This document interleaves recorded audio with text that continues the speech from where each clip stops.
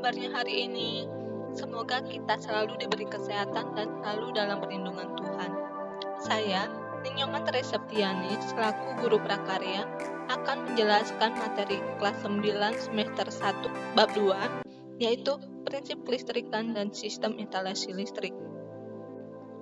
Adapun tujuan dari pembelajaran kali ini yaitu peserta didik dapat memahami prinsip-prinsip dasar pada kelistrikan. Peserta didik dapat menyebutkan hal-hal yang berhubungan dengan PLTA, PLTU, PLTS, PLTN, dan PLTB. Peserta didik memahami komponen peralatan instalasi listrik rumah tangga. Materi yang pertama yaitu prinsip dasar kelistrikan. Kelistrikan adalah sifat benda yang muncul dari adanya muatan listrik.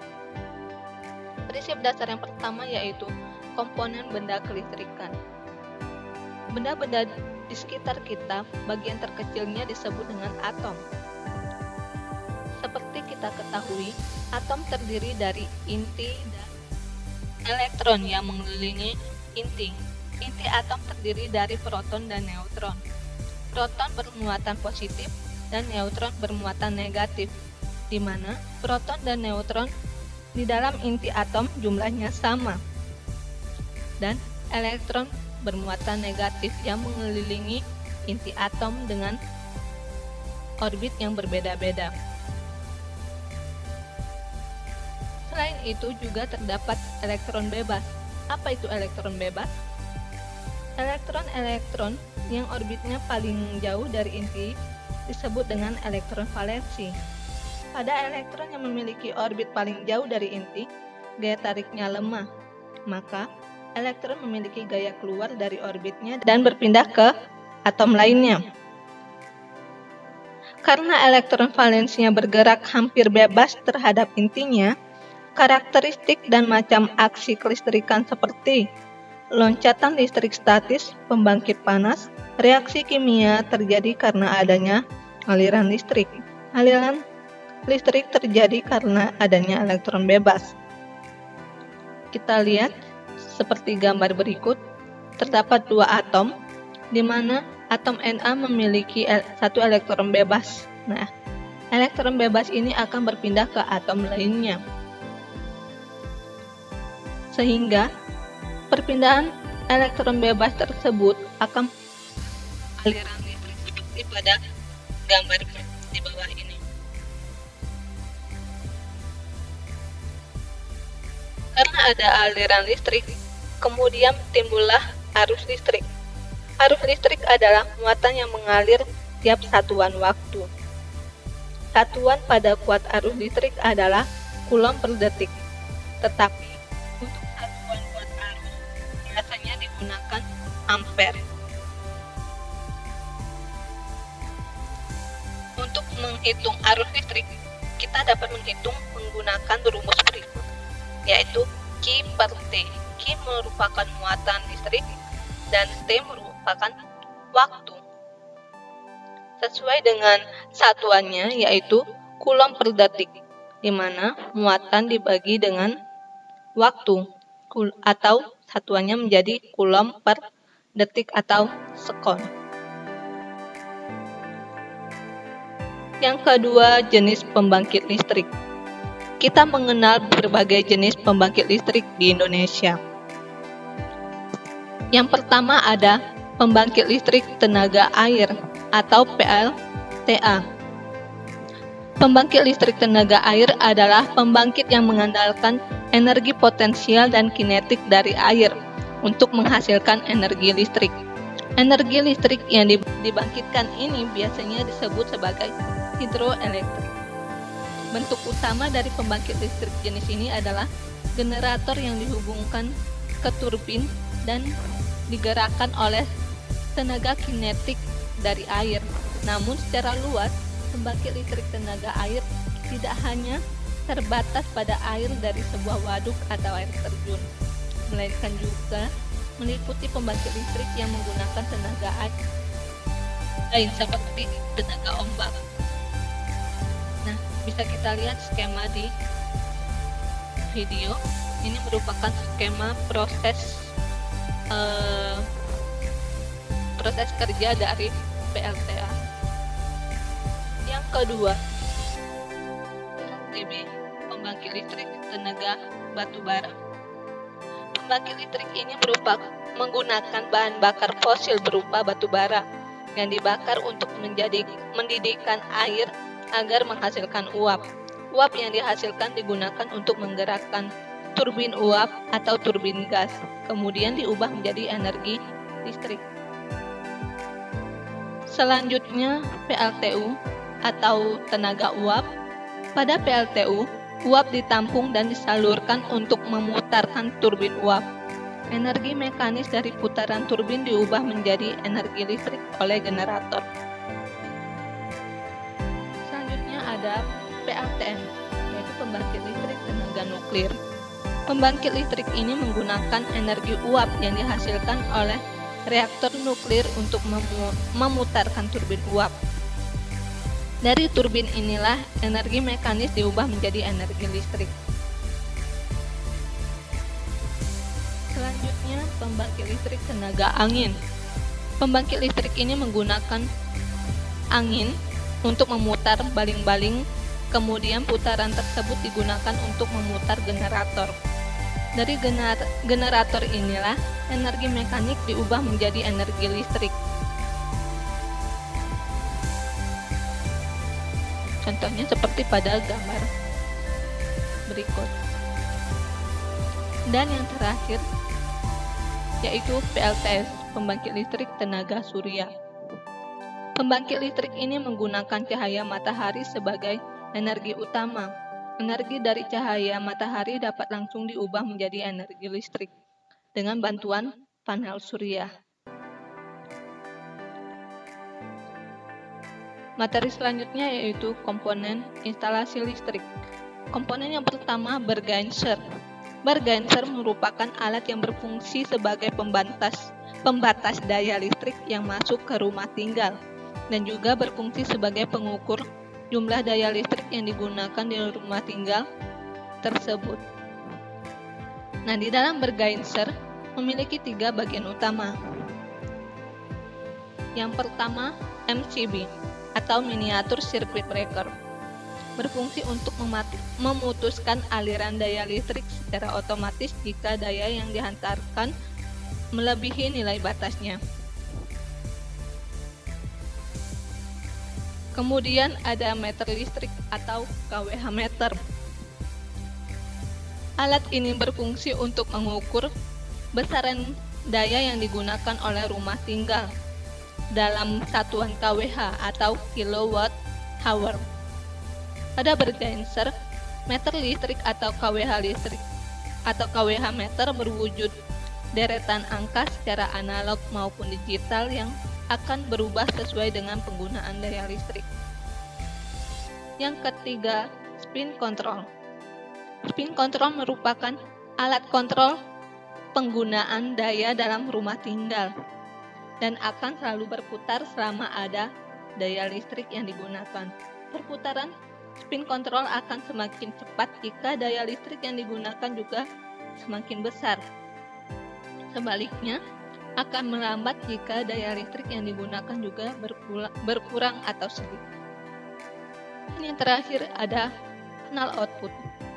Ada kanal output biasanya terdiri dari 3 kabel, yaitu kabel fasa, kabel netral, dan kabel ground yang dihubungkan ke tanah.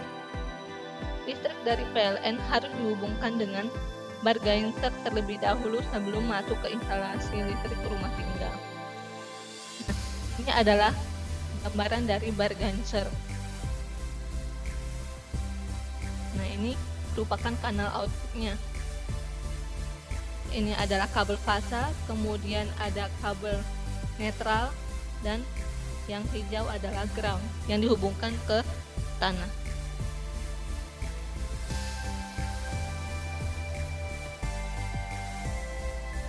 Komponen instalasi listrik berikutnya yaitu pengaman listrik. Pengaman listrik seperti kita ketahui disebut dengan sekring. Ini merupakan pengaman yang bekerja memutuskan rangkaian listrik dengan cara meleburkan kawat yang ditempatkan pada suatu tabung apabila kawat tersebut dialiri arus listrik dengan ukuran tertentu. Kemudian ada, ini gambarnya, gambar dari sakring. Yang kedua, MCB atau pengaman listrik termos merupakan alat pengaman yang akan memutuskan rangkaian listrik berdasarkan panas. Gambarnya seperti ini. Selanjutnya, saklar. Saklar merupakan komponen instalasi listrik yang berfungsi untuk menyambungkan atau memutuskan aliran listrik pada suatu penghantar. Ternyata, saklar memiliki banyak jenisnya. Berdasarkan tegangannya, saklar dibedakan menjadi tegangan rendah, tegangan menengah, dan tegangan tinggi. Sedangkan berdasarkan tempat pemasangannya, saklar dibedakan menjadi saklar inbound dan outbound. Saklar inbound, saklar yang ditanam di dalam tembok, sedangkan saklar outbound, saklar yang dipasang pada permukaan tembok. Selanjutnya berdasarkan fungsinya. Kalau berdasarkan fungsinya, saklar dibedakan menjadi on-off dan saklar push-on. Saklar on-off merupakan saklar yang bekerja menghubungkan arus listrik jika tombolnya ditekan pada posisi on, sedangkan memutuskan arus listrik jika tombolnya ditekan pada posisi off. Sedangkan saklar push-on merupakan saklar yang menghubungkan arus listrik jika tombolnya ditekan pada posisi on, akan tetapi otomatis memutuskan arus listrik ketika tombolnya dilepas. Biasanya saklar push-on ini digunakan untuk saklar bel rumah. Perbedaan selanjutnya yaitu berdasarkan jenis per unitnya. Saklar dibedakan menjadi dua, yaitu saklar tunggal merupakan saklar yang hanya mempunyai satu buah kanal input yang terhubung dengan sumber arus atau sumber listrik. Sedangkan kanal output yang terhubung dengan beban listrik atau alat listrik yang digunakan. Yang kedua ada saklar majemuk. Saklar ini memiliki satu buah kanal input yang terhubung dengan sumber arus listrik, namun memiliki banyak kanal output yang terhubung dengan beberapa atau alat listrik yang digunakan. Jumlah kanal output bergantung dari jumlah tombol pada saklar tersebut. Komponen yang selanjutnya yaitu kontak. Kontak biasa disebut dengan outlet, merupakan komponen listrik yang berfungsi sebagai muara hubungan antara alat listrik dengan aliran listrik. Berdasarkan bentuk dan fungsinya, stop kontak dibedakan menjadi dua, yaitu stop kontak kecil dan besar.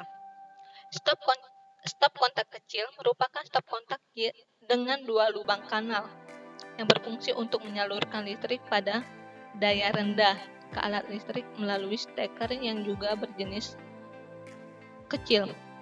Kemudian stop kontak besar merupakan stop kontak dengan dua kanal AC yang dilengkapi dengan lempeng logam pada sisi atas dan bawah kanal AC yang berfungsi sebagai ground. Saklar jenis ini biasanya digunakan untuk daya yang lebih besar.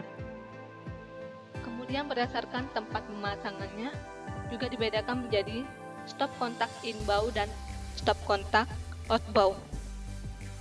Sama seperti saklar sebelumnya, stop kontak inbound merupakan stop kontak yang terpasang di dalam tembok, sedangkan stop kontak outbound merupakan stop kontak yang dipasang di luar tembok atau di permukaan tembok pada saat berfungsi sebagai stop kontak portable. Komponen selanjutnya yaitu steker. Steker dibedakan menjadi dua, yaitu steker kecil, merupakan steker yang digunakan untuk menyambungkan alat listrik berdaya rendah. Sedangkan steker besar berfungsi untuk menyambungkan alat-alat listrik yang berdaya besar, misalnya lemari es, microwave, mesin cuci, dan lain sebagainya. Komponen selanjutnya yaitu kabel. Ternyata kabel memiliki beberapa jenis. Yang pertama ada kabel NYA. Kita lihat pada gambar, ciri-ciri dari kabel NYA yaitu kabel listrik yang berisolasi PVC dan berintikan atau berisi satu kawat. Jenisnya adalah kabel udara atau tidak ditanam dalam tanah. Kabel listrik ini biasanya berwarna merah, hitam, kuning, dan biru. Isolasi kawat penghantarnya hanya satu lapis sehingga tidak cukup kuat terhadap gesekan, gencetan atau tekanan, atau gigitan binatang.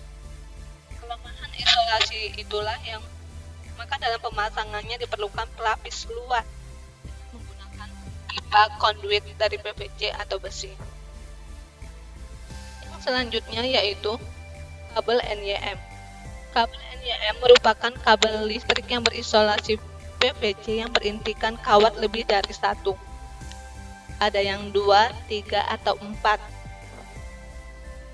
Jenis kabel udara dengan berisolasi luar biasanya putih dan warna isolasi bagian dalamnya beragam.